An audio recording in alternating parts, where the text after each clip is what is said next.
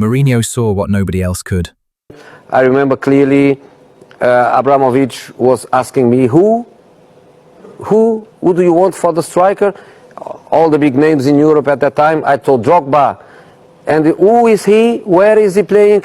Mr. Abramovich, pay and don't speak. When Jose Mourinho arrived at Chelsea in 2004, one of the very first players he wanted was Didier Drogba. Chelsea paid around £24 million to sign the Ivorian striker from Marseille, a huge fee at the time, and many people thought the club had overpaid.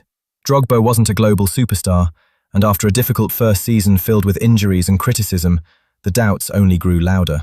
Some fans even questioned whether he was good enough for the Premier League, but Mourinho never doubted him. He saw something that others couldn't.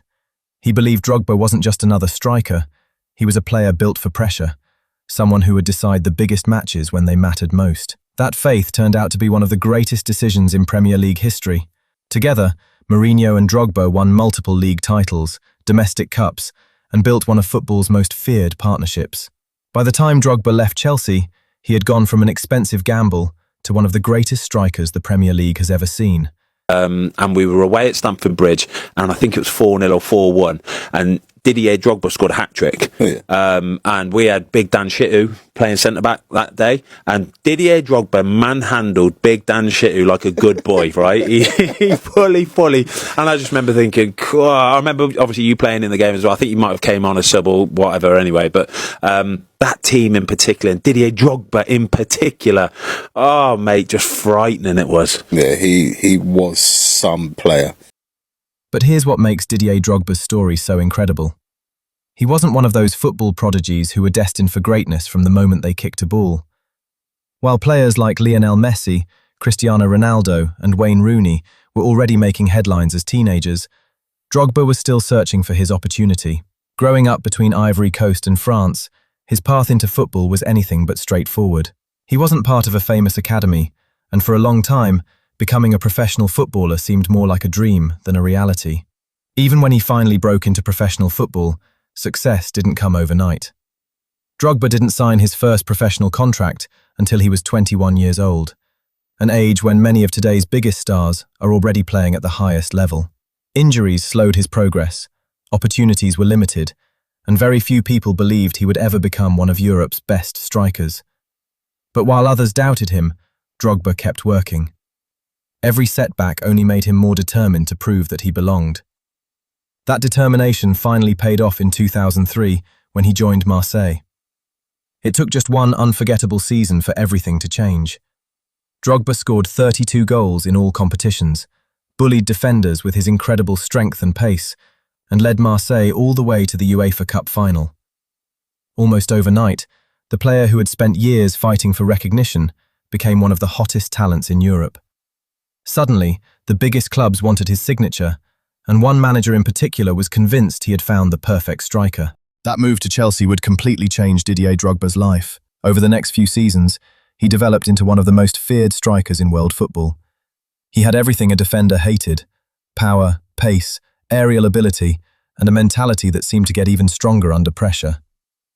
But what really separated Drogba from everyone else wasn't the number of goals he scored. It was when he scored them. The bigger the occasion, the better he seemed to become. Cup finals became his stage. Whether it was the FA Cup, the League Cup, or another must-win match, Drogba had an incredible habit of finding the back of the net when Chelsea needed him most. While other players sometimes struggled with the pressure, Drogba seemed to thrive on it. Every final felt like another opportunity to remind the world why Jose Mourinho had believed in him from the very beginning. By now, Chelsea fans expected it. Whenever there was a trophy on the line, they looked to one man, and that trust led to the greatest moment of Drogba's entire career. The year was 2012, and Chelsea had reached the UEFA Champions League final for the second time in their history. Standing in their way was Bayern Munich, playing in their own stadium with almost the entire crowd behind them. Chelsea were under constant pressure, and with less than 10 minutes remaining, it looked like the dream was over. Then Drogba did what Drogba always did. With just moments left, he rose highest from a corner and powered a header into the net to level the score. It was Chelsea's only shot on target of the second half, but somehow it was enough to keep their hopes alive. The match went to penalties, and once again the pressure fell on Drogba. If he missed, Chelsea's wait for European glory would continue. He didn't. Drogba calmly sent Manuel Neuer the wrong way before wheeling away in celebration. Chelsea had won their first ever Champions League, and the man who had been criticised when he first arrived at the club had delivered the biggest trophy in its history. For many players, that would have been enough to define a career. But Didier Drogba's greatest achievement wasn't lifting trophies. Back in 2006, after Ivory Coast qualified for their first World Cup, the country was in the middle of a brutal civil war. Instead of celebrating the qualification, Drogba used the biggest moment of his career to speak directly to his nation. Surrounded by his teammates in the dressing room, he looked into the camera, dropped to his knees, and pleaded for peace. His message spread across the country, reaching millions of people. While football alone didn't end the conflict, Drogba's words became a powerful symbol of unity and hope. Years later, he continued to use his influence to support peace efforts and charitable projects across Ivory Coast, showing that his impact stretched far beyond anything he did on a football pitch.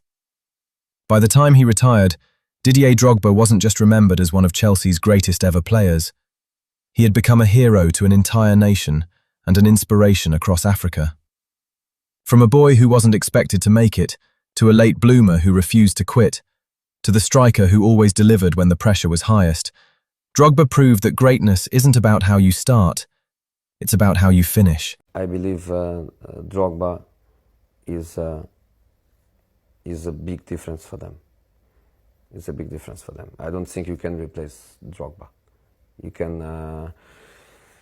can buy top players, you can invest like Chelsea did, but Drogba, there is only one.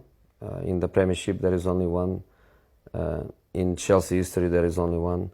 And I think Drogba means points, especially means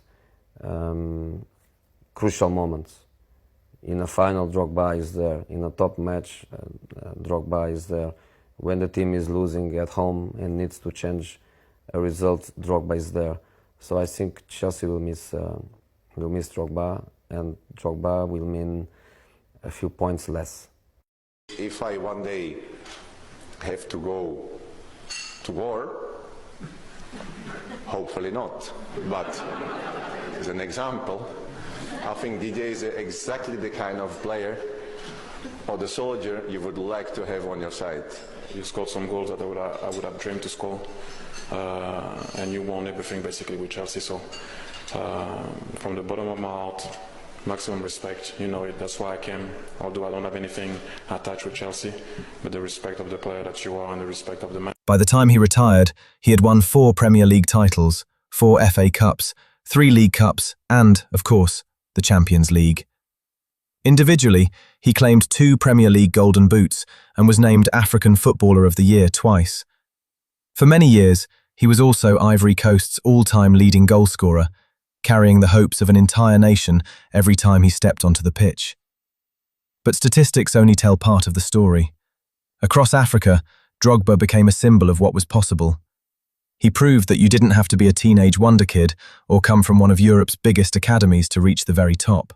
Through determination, resilience, and an incredible work ethic, he inspired a whole generation of young footballers to believe that their dreams were achievable.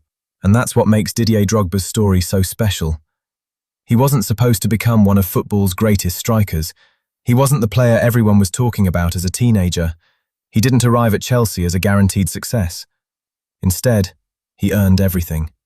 From fighting his way through French football, to becoming Jose Mourinho's trusted striker, to delivering one of the greatest Champions League final performances of all time, Drogba built a legacy based on showing up when it mattered most.